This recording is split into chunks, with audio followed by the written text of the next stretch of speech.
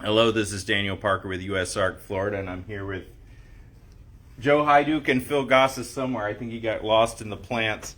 But we are just finishing up the FWC Non-Native Species TAG, and I'll let our representatives on the tag say something because I might go off the rails here. It was definitely an interesting tag and a lot of really terrifying things happening.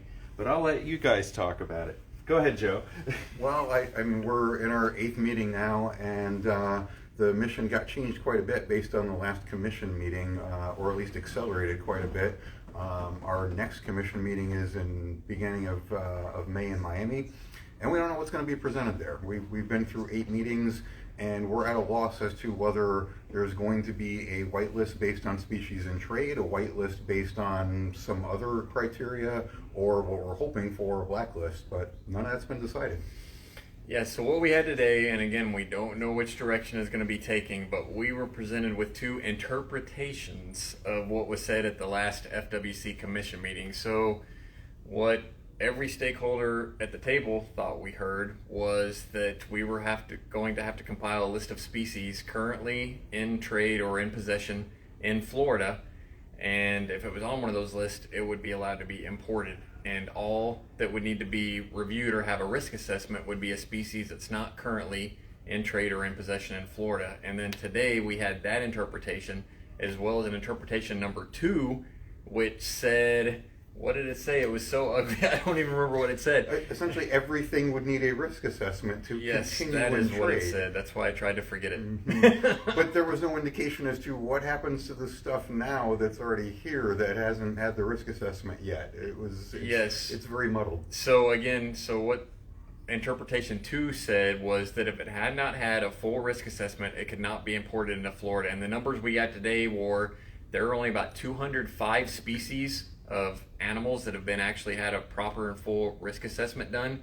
So 205 species out of 30,000 species in trade. So in aquaculture, we're looking over 20,000 species that are in trade in Florida. On the herp side of things, we're looking about 3,000 species of reptiles and amphibians, plus you have birds and mammals on top of that. So we're probably looking at close to 30,000 species in trade, and only 200 of those 30,000 have actually had a risk assessment. So by interpretation number 2, that would mean over 29,000 species could not be brought into Florida unless someone is going to pay possibly $8,000 to $10,000 per risk assessment per species to get those assessed to be brought into Florida.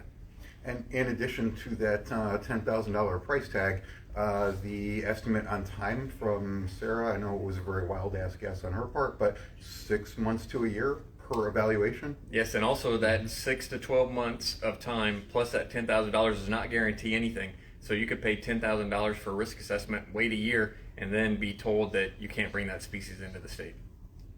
But again, we don't know that that's going to happen. We want to make that clear. That was just one of the interpretations that we got today. And it seems like through this process that we've been cautioned to never speak in absolutes. Like, these are all options that are being considered. But one thing that's very clear is that we brought up that it looked like things were heading towards a whitelist last year, many meetings ago, and we were actually kind of accused of spreading misinformation by Melissa Tucker of FWC at one of the FWC meetings. And now, look at the options we're being given. It's a choice between a terrible whitelist and a horrible, awful kill all business in Florida whitelist, and those were kind of the options that were. But it was heartening to see that the animal industry folks on the tag, and not just reptile people here, we're talking about the people in fish, even zoos, were all very, very concerned with this, and they had a vote at the end. I don't remember the exact numbers, but most of the members were not in support of interpretation 1. I think there were 3 members that were wholeheartedly in support of that first one. I don't think there was any wholehearted support. On the it may first just been one? a little bit. So Okay, well, The first one there was. yeah, there were like 3, and they were the animal rights Yep. folks on the tag, so they're kind of getting what they want out of these interpretations. And then on the second one, every animal person on the committee was very wholeheartedly against. Actually, everyone on the committee, even the animal rights folks and NGOs, were opposed to the to the second one. So we only had everyone recognizes it's not workable. Yes. So for the two interpretations that we discussed, you only had 4 options. So it wasn't a yes or no vote. You could either wholeheartedly support with or oppose with reservations, and wholeheartedly oppose. So you had those were the 4 options. And as Daniel went over how they voted on each of those 2 options. Yep. Yeah, so what's happening now is that there's going to be a commission meeting in May. It's May 10th and 11th. We don't know even which day that this item is going to be on the agenda, but I would say if you've ever come to a commission meeting, or if you've never come, this is the one to come to. This is super important. If you are an animal keeper in Florida, you should take off work. You should do whatever you need to do to get to Miami, because this meeting really could, in many ways, determine our collective futures as animal keepers. Now, staff did talk about a draft rule being created and presented at the meeting. Is that what you thought you heard there? Yes, and they did also, at the end, we did get a bit of a concession that they are going to reach out to everybody on the tag before the next commission meeting. So it's not going to be a surprise to us when we get there, or at least we'll have some kind of heads up. But I think even staff here was pretty clear that they don't expect to I think they're a little concerned about having something that'll make them commissioners happy, because yes, it's going to be a draft, and yes, there's still going to be a lot of work to do. Yeah, and that's the concern with any regulations that we see that are done quickly and they're jammed through. They're just so often not done right, and we'd like to see time given to do this right. And it's weird because at the same time, this committee, it seems like it's been going on forever, but it's almost like they scrapped all the work that you guys had done for a while, and now we're just completely starting over with this meeting, and we got to get it done now. So I don't know. What a system of governing, huh, folks? I don't even know what to say. Yeah, so again, Daniel's talking like that because, again, this tag meeting had a whole different atmosphere. So again, this is tag meeting number 8, and this one just had a whole different vibe about it. I mean, we were just, so I'll say we, so the actual animal inter-stakeholders,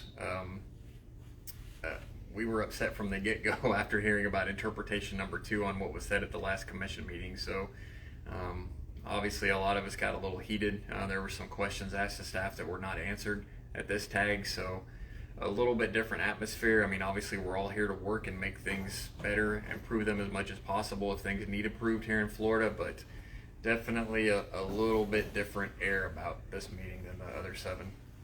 Yeah, there was a feeling of concern. I'm sorry. Were you about? I'm sorry. I'm stepping in front of Joe. We've got this vertical. We've got 3 people. Let's and swap for a little bit. I take up by far the most space. Me and Joe. Oh, okay. Joe, you block me now. All right. I got the big head and the big belly. So, anyways, Joe, did you have anything else to say? Well, I think Phil kind of captured the mood of it. I mean, it's I think there was a lot of concern about the changes that were made this time. I think there were a lot of people that were quite a bit more vocal in this meeting that probably should have been in previous meetings. And honestly, a lot of the topics we're bringing up, none of this was going to get solved till they got brought up. So I mean, in some ways, I'm a little grateful it got pushed forward, but not real happy about how we ended up here, but I mean, clearly we got to solve what's a default category. Are we going to have a whitelist or blacklist? We're kind of scared about where that could go, but till those decisions are made, we're kind of spinning our wheels here. Yeah, and something we hope happens at the next commission meeting is obviously the way Florida is set up. If you're not familiar with it, the Florida Fish and Wildlife Conservation Commission, there's actually government-appointed commissioners who kind of direct staff. And I hope staff realize that just because a commissioner who may be a land developer or something totally not involved in any of these animal industries or even conservation, they're coming from different backgrounds.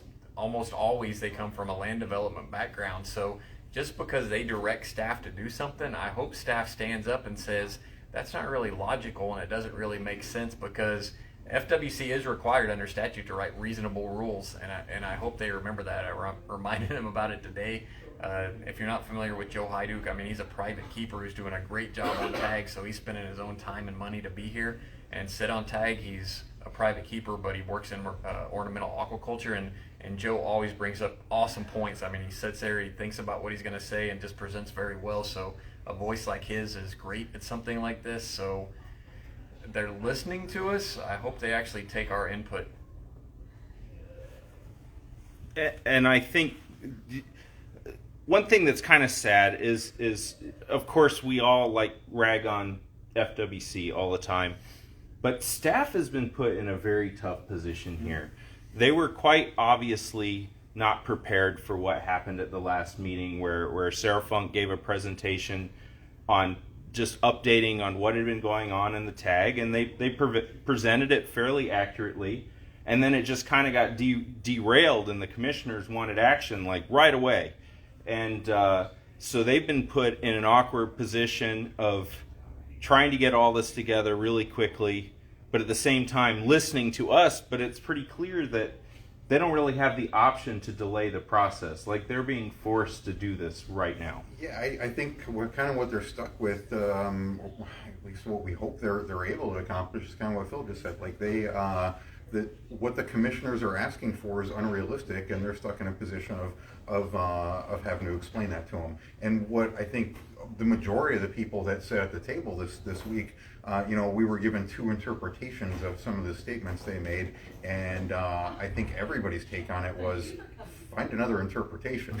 There's interpretation 3, that you need to come up with that maybe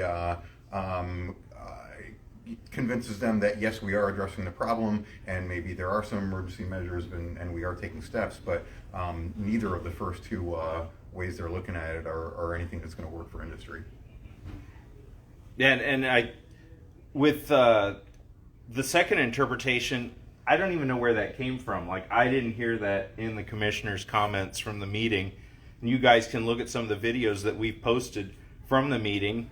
And we posted the day before the meeting some of the commissioners' comments, just so going into this meeting we would be clear about what we had heard the commissioners say. And then we heard something totally different in here, in that interpretation 2 especially. But USARK and USARK Florida are here working to protect your freedoms. Sometimes we take a beating, but we get back up. And we're going to keep fighting, and we appreciate all your support. If you are not yet a member of USARK Florida, you need to go to our website and join. It's free membership right now. Of course, we appreciate your donations, but right now you can join for free, and just having your numbers helps us. So I've been telling people, get on the bus or get left behind. If you're a reptile keeper in Florida, you really need to be with us. And now more than ever.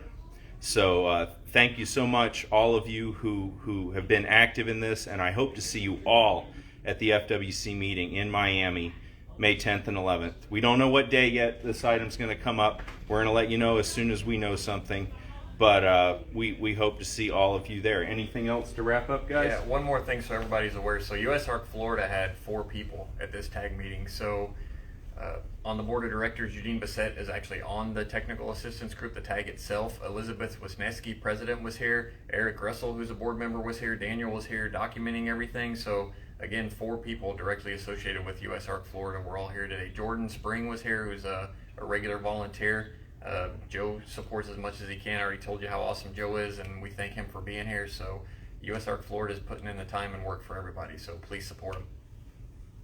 Thank you, Phil. Thank you, guys. And thank you, Jay. Somebody just said, Mindy says, I joined USARK Florida during Jay's live. And we thank you for doing that, and we thank Jay. Jay raised a bunch of money for us the other night. He raised over $10,000 for USARK Florida, and he's such a special person. And we just can't say that enough. So thank you for everybody who's supporting USARK and USARK Florida. And I'll let you guys go. Bye-bye.